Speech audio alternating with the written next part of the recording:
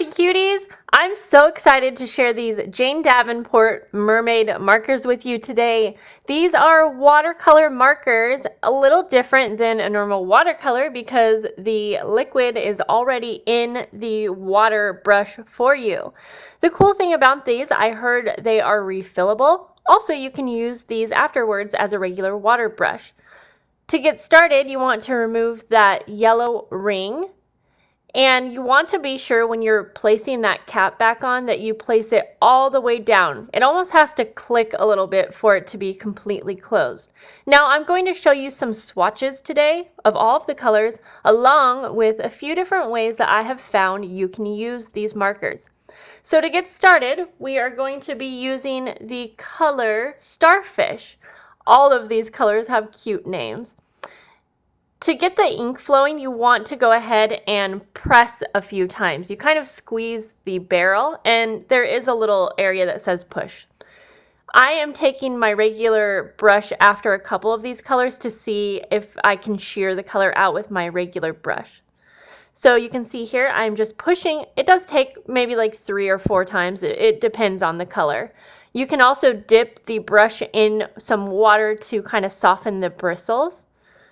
But you can see how vibrant these colors are, and I played with them last night after I filmed this. You can also shear the colors out quite a bit.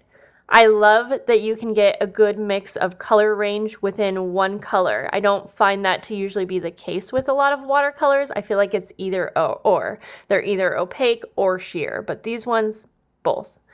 And so I'm just going to go through, and sorry if I'm not mentioning all of the names, I'll have them listed for you below. But right now we are working with Beach. This is a really, really pretty color, and I felt like it was pretty unique.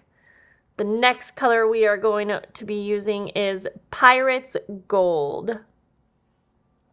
And you may see during the swatches that I take my brush and shear the color out on the side like I do right here. I was just getting an idea while keeping it kind of general. The next color is called Seaweed, so you can see that color run into the brush bristles after squeezing it. The bristles on these brushes are just the perfect flexibility. So the next color is called Siren, a really, really pretty color. I love the range of colors with these. When I first bought them and realized there was only 12, I was thinking, oh man, I'm going to want more than that. But this is a really good range of colors, and after seeing how amazing these are, I am totally happy with these colors. This color is Byron Bay. I could see doing a really pretty like ocean scene with these blues and greens. This blue color is called Blue Bottle. Now I heard that these are going to be able to be refilled, and I'm wondering if she's going to be coming out with more colors or like refillable ink. I don't know yet. This purple is called Jellyfish. I like how vibrant this one was, but again, you can shear this out to get a lighter color as well. This purple is called Deep Sea, and I also played a little bit with mixing the colors, and these colors mix really well. You can see on a few of these swatches I would go back and forth between the color above it, just a little bit because I was trying to keep it pretty basic, but I just can't wait to mix colors and stuff. It's going to be so much fun. This last color is called Reef.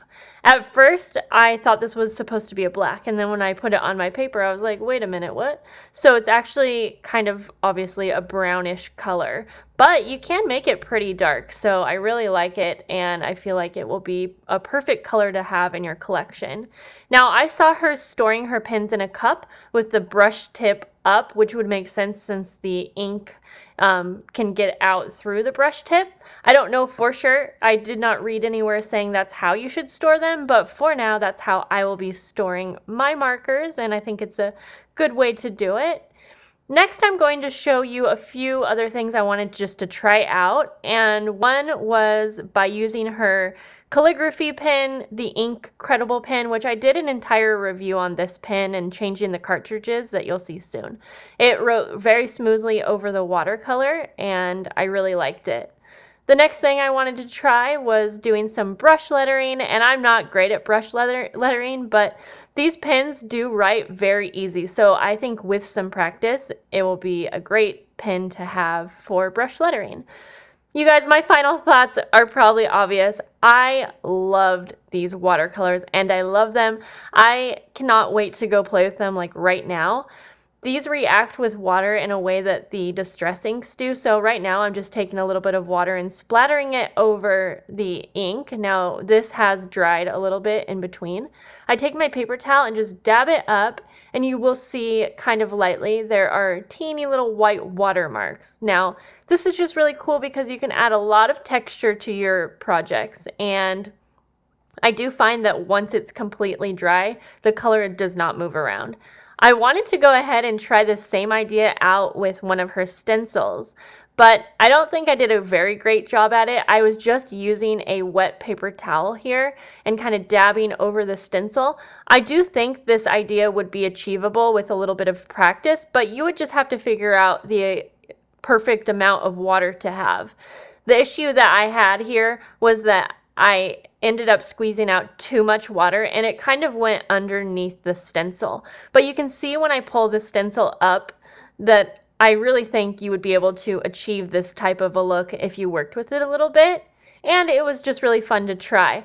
Maybe using more of a stencil that had like a bigger area, that may work, or maybe by using a paintbrush with just water, you could get, you know, some type of a look. I really hope this video was helpful to you guys, and I hope that you will go pick up some Mermaid markers. I'll talk to you later, guys. Bye.